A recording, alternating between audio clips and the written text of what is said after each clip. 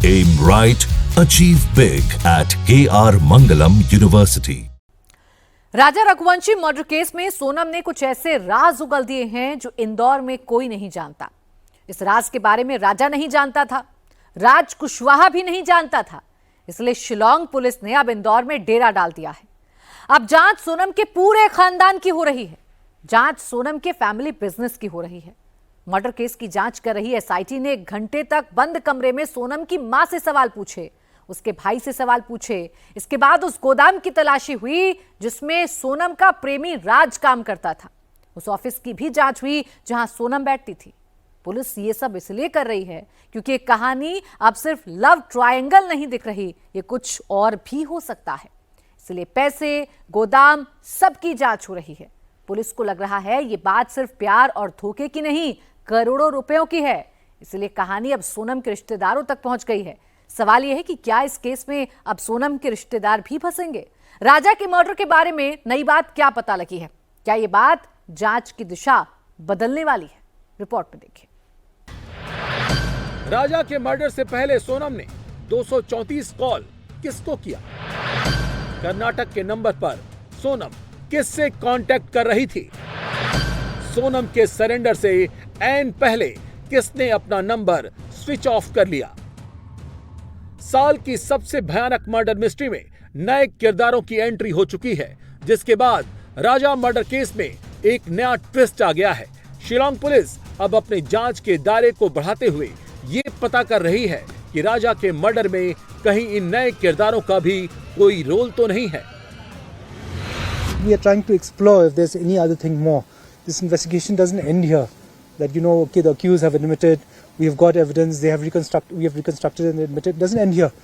We will explore if there's any other motive. Case में 5 आरोपियों की गिरफ्तारी हो चुकी है, लेकिन अब इस केस में 2 नए अनजान किरदार सामने आ गए हैं, जिनके बारे में किसी ने अभी तक सुना भी नहीं है। इनमें एक शख्स का नाम है संजय वर्मा, दूसरे का नाम एक खान बताया जा रहा है।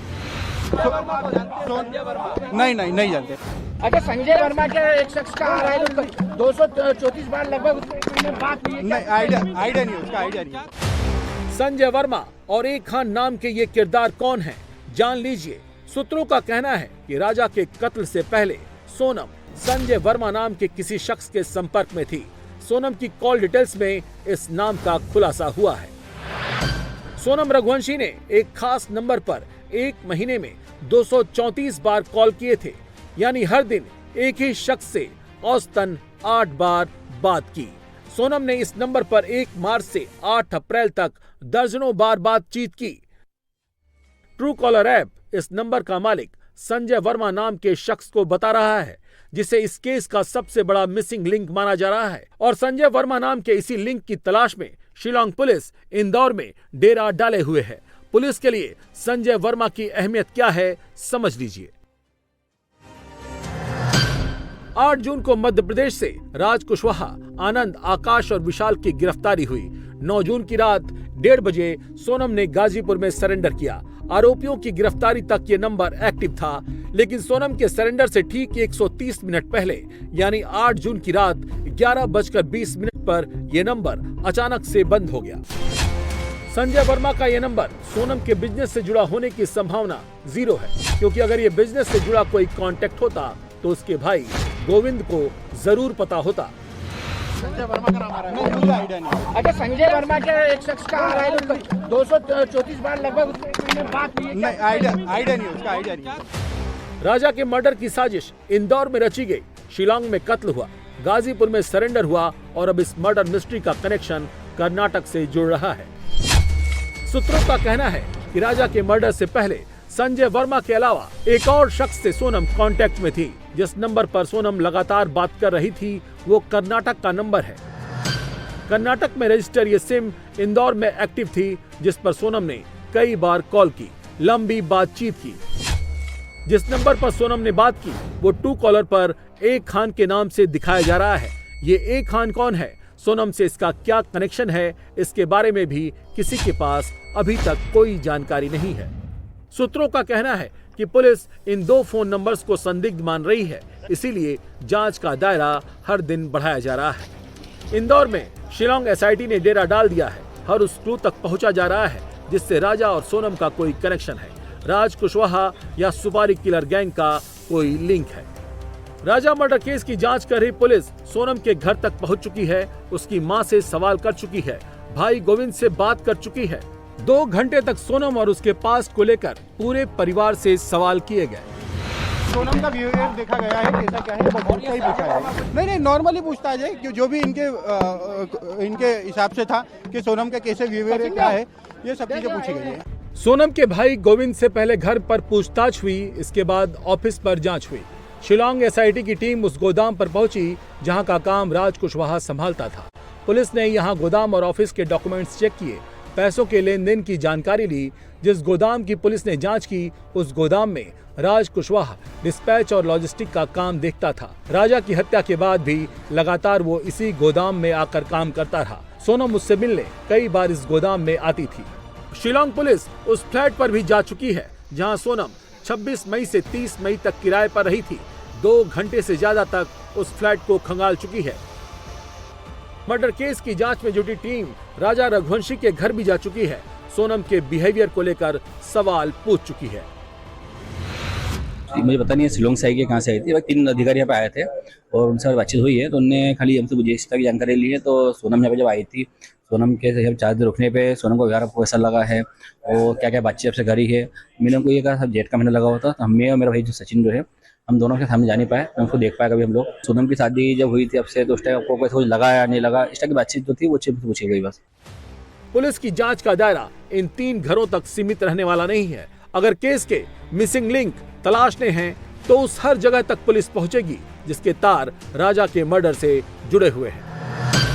सूत्रों का कहना है कि राजा के मर्डर से पहले सोनम, राज और विशाल ने विजयनगर इलाके के 4 होटल्स के अंदर मीटिंग की थी। इंदौर के अवंती, सिल्वर सैंड, गिरधर महल और सयाजी होटल में बैठकर राजा के मर्डर की साजिश रची गई।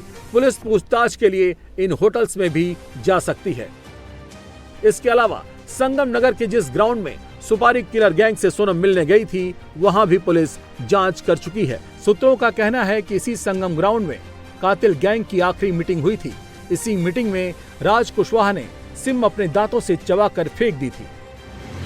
प्लान राजा का जो भी बनता था वो विशाल और तीनों सदस्य आकाश और आनंद के साथ इसी ग्राउंड पर ये पूरा का पूरा प्लान जो है बनाया जाता था। रात के अंधेरे में ये चारों सदस्य इसी ग्राउंड पर आकर मिलते थे जहां पर प्लानिंग होती थी कि किस तरीके से 20 तारीख को निकलना है यहां से मेघालय और 21 तारीख को पहुंचकर किस स्पॉट पर जाकर किस तरीके से हत्याकांड को किन हथियारों के थ्रू अंजाम देना है। यही वजह है कि इस ग्राउंड पर मेघालय पुलिस और इंदौर जो क्राइम ब्रांच की टीम है वो उस पूरे ऑपरेशन में इस ग्राउंड पर आई थी, क्योंकि जो खबर मिली थी, जो सूचना थी, उसके मुताबिक राज ने अपने दांतों से जो सिम है वो यहीं पर काटकर दांतों से तोड़कर इसी ग्राउंड पर फेंका था। यही वजह है कि यहाँ के लोगों ने बताया। पुलिस यहाँ पर तकरीबन 2 से 3 घंटे मौजूद रही सिम की जांच के लिए। 9 जून को सोनम रघुवंशी की गिरफ्तारी हुई। तब से ही राजा का परिवार बार बार कह रहा है कि केस में कई और लोग शामिल हो सकते हैं। राजा का परिवार बार बार दावा कर रहा है कि इस केस में अभी कई और गिरफ्तारियां होनी बाकी हैं। मोहल्ले में जो पकड़ाएंगे, जो फैक्ट्री में काम भी करते वही पकड़ाएंगे, उसमें लेडीज भी काम करती वही पकड़ाएंगी, अभी और धराएंगे। अभी केस खत्म नहीं होगा, केस खत्म नहीं होगा। ये 5 लोग नहीं है, ये कोई बड़ी गैंग है। जैसे कि नाम आया जीतन अकबर से कारोबार हवाले वाला आदमी है, तो हवाले वाला आदमी सब वो साथी होते हैं। राजा का परिवार जो दावा कर रहा था वो बात अब सच भी साबित होती दिख रही है। इसीलिए पुलिस की जांच का दायरा बढ़ता जा रहा है।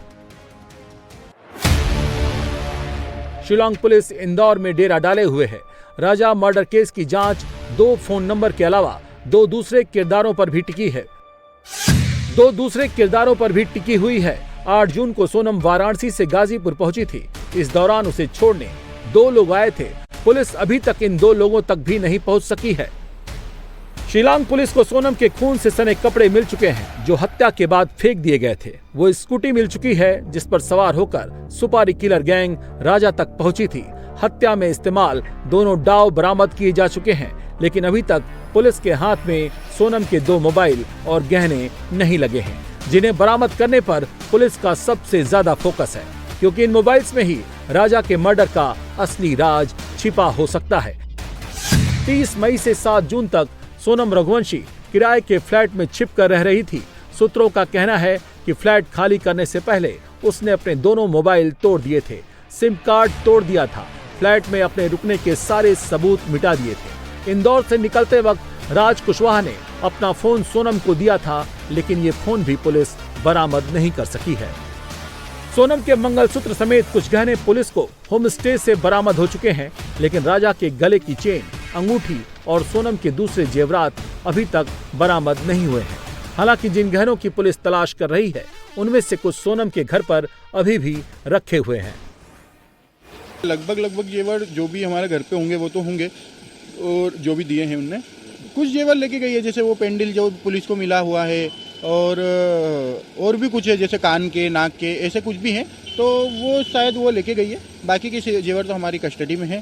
केस जरूर वो 10-20 हज़ार का ले गई होगी, बाकी नहीं। मोबाइल जरूर 2 वो लेके गई है, उसके साथ 2 मोबाइल है, एक ऑफिस मोबाइल है और एक पर्सनल था उसका, 2 मोबाइल लेके गई।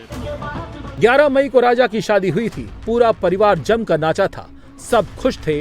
राजा के भाई विपिन ने जमकर ठुमके लगाए। स्टेज पर राजा की मां ने भी डांस किया था। 16 जून को उसी विपिन रघुवंशी ने अपने हाथों से लाडले भाई की तेरहवीं की है। बेटे की तेरहवीं देखकर मां भी खूब रोई। विपिन अपने हाथों से छोटे भाई राजा को उज्जैन जाकर अंतिम विदाई दे चुके हैं, लेकिन अभी तक परिवार को भरोसा नहीं हो रहा है कि अकेले सोनम ने इतनी बड़ी साजिश रच दी। राजा के परिवार को लगता है कि यह मर्डर सिर्फ लव ट्रायंगल से जुड़ा नहीं है, इसमें तंत्र मंत्र का साया भी है। राजा के घर वालों का कहना है कि सोनम बिना परिवार को बताए राजा को उज्जैन लेकर गई थी। एक शादी समारोह में दोनों लोग शामिल हुए थे। इस दौरान राजा के साथ तंत्र मंत्र, जादू टोना किया गया। सोनम ने राजा को एक गुड़िया जैसी कोई चीज दी थी, जिसके नीचे पुड़िया बंधी थी। सोनम के कहने पर राजा ने इसे घर के दरवाजे पर बंधवा दिया था। तब किसी को अंदाजा भी नहीं था कि उनके बेटे के साथ इतना बुरा होने वाला है। राजा को सोनू का फोन आया, बोले मंदिर वहाँ शादी में चलना है। तो घर तो राजा ऑफिस तरफ गया था, तो घर नहीं आया, उसको वहाँ से परिवार उसको वहीं से लेके चले गए उज्जैन शादी में। सोनम ने उसको बोला कि घर में टांग लेंगे, बोले इससे क्या बुरी नज़र लगती नहीं है। क्या थी वो जादू उठाने वाले कोई चीज़ होगी, जैसे ये लगती नहीं है। हाँ, गुड़िया थी, उसके नीचे इतने पुड़िया बंधी थी। और राजा वे आया, वो बोले पापा ये बीच दरवाजे में टांग दो। इतने बड़ी अपने वो थी गेंद सरी, उसमें से और सब कुछ लगा था। और नीचे वो जो कालका होता जवान लगी है, एक इतनी बड़ी तस्वीर थी, और नीचे गेंद थी, उसके नीचे इतने पुड़िया बंधी थी। उससे तो मेरे बेटे को ही खा गई। राजा की हत्या के बाद से ही सोनम का भाई गोविंद लगातार राजा के घर आ रहा है। शिलांग से लौटने के बाद वो अपने घर नहीं गया, सीधे राजा के परिवार से माफी मांगने पहुंचा। राजा की 13वीं और उज्जैन के कार्यक्रम में भी गोविंद शामिल हुआ। पूरा परिवार लगातार सोनम को सजा दिलाने की बात कह रहा है, लेकिन राजा के परिवार को लगता है कि इस केस में सोनम का परिवार भी शामिल है, इसलिए वो लगातार नार्को टेस्ट की मांग कर रहे हैं। हमने लगभग जितनी इस बात में सत्यता थी, लगभग हमने कंप्लीट बताई है, मीडिया को भी बताई है और उन लोगों को भी बताई है। और इसके अलावा भी अगर उन्हें शक है हम पे, तो वो जांच करवा सकते हैं। हम बिल्कुल उस जांच के लिए भी हम खुद आगे रह के आने को तैयार है। जैसे मैं आगे रह के उनके घर भी जा रहा हूँ और चीज़ों को समझ रहा हूँ। मेरे को पता है उनके घर में वो एक बहुत बड़ा हादसा हुआ है, तो इन चीज़ों को लेके मैं भी चाहता हूँ कि अगर उनकी डिमांड है नार्कोटिक्स की, तो बिल्कुल जांच करी जाए। फिलहाल शिलांग पुलिस मर्डर मिस्ट्री की मिसिंग लिंक तलाश रही है। अगर कोई दूसरा कनेक्शन मिलता है, कोई दूसरा किरदार सामने आता है, तो आगे की जांच में नार्को टेस्ट भी कराया जा सकता है।